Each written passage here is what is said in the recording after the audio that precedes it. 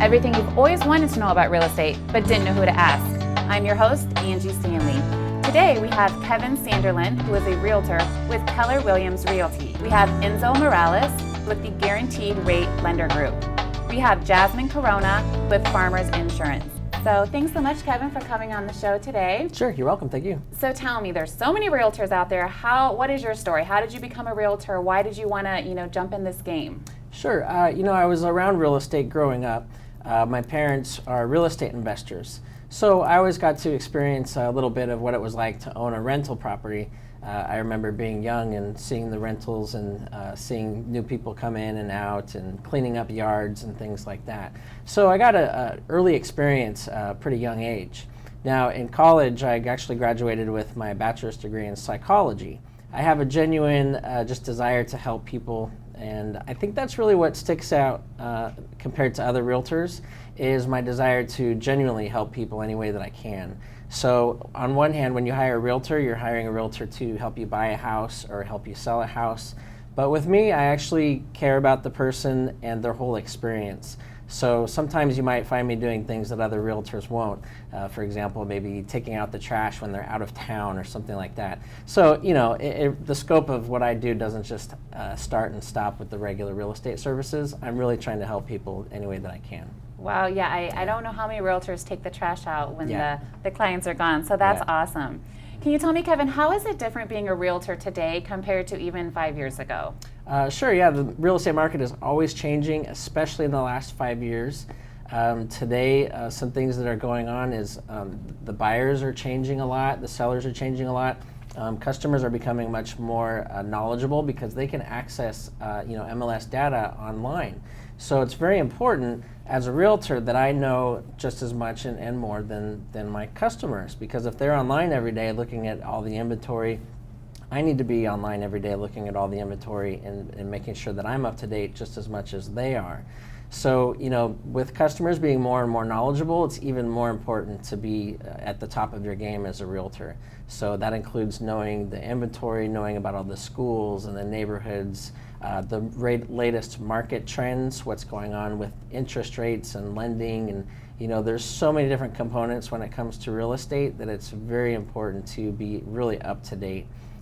The fact that I do a pretty high volume, that really helps out a lot, because I always have several listings going on, and that's great because I have my hand on the pulse of the real estate market, because I know how many calls are coming in, how many showings are being viewed, what are the prices doing, are buyers paying under appraisal value or over appraisal value.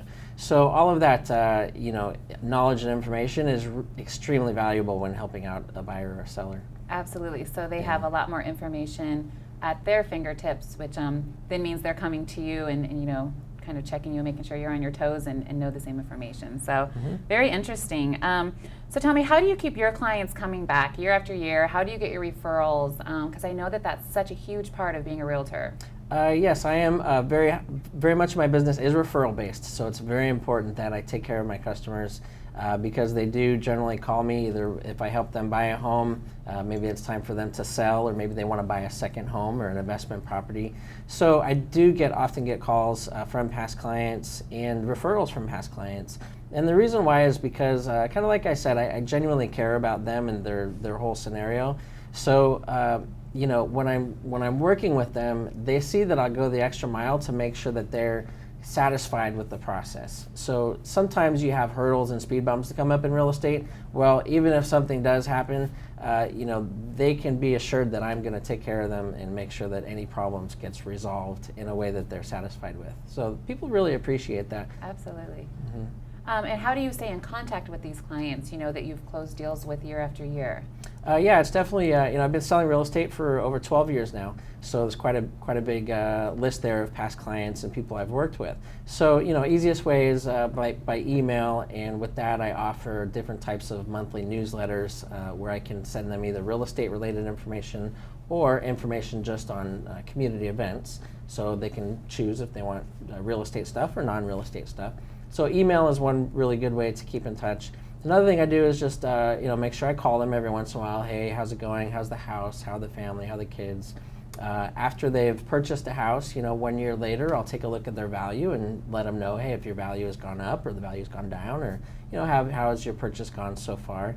Another thing I do is I do networking events. So what I'll do is I'll just create an Evite and say, hey, I'm going to be doing happy hour at Carl's Joust this Friday, and I'll just invite everybody I know. And sure enough, I usually get between 10 and 20 people show up, and it's fun to see who shows up, people that don't know each other, but people that I know really well. So, those are a few of the things I do to keep in touch with people and just make sure that the relationship keeps going. That way, when the house closes, I'm not just off and gone. I really want to keep in touch with them and keep the relationship. Absolutely. Yeah. So tell me real quick, Kevin, 3 tips you would give to a home buyer in today's market. Sure. So for home buyers, recently some houses have been going really fast. So I've had some buyers where by the time we go out and look at the property, maybe it's a week later, it could already be under contract and they've lost their opportunity. So one of the most important things as a buyer in this market is to be fast and have a realtor that's fast.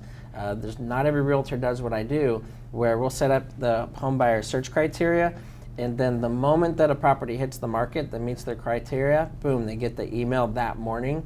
And when they learn the pace that things are going fast, I'll get a call that day, or call or email that day. Sure enough, we may be going out looking at that house today and write up an offer by that night. So we're talking 24-hour turnaround for my buyers to be able to get those offers out. So you got to stay on your toes. And then one more quick tip for a home buyer.